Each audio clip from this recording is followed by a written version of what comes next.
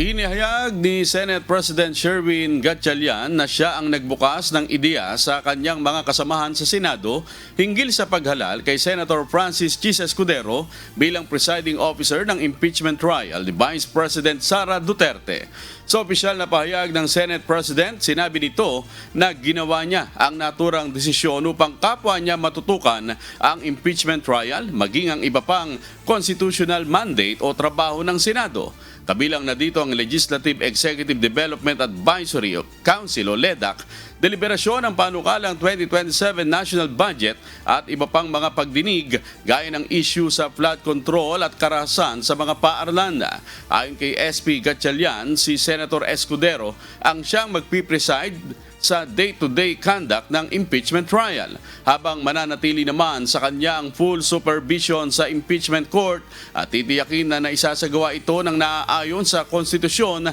Senate rules at due process. Sa huli, sinabi ni SP Gatchalian na nais niyang tiyakin sa taong bayan na hindi ito nangangahulugan ng kanyang pagbaliwala sa impeachment trial, kundi pinakikita lamang nito ang kanyang determinasyon na bigyan ng buong pansin ang kapwa paglilitis at iba pang tungkulin na nakaatang sa Senado.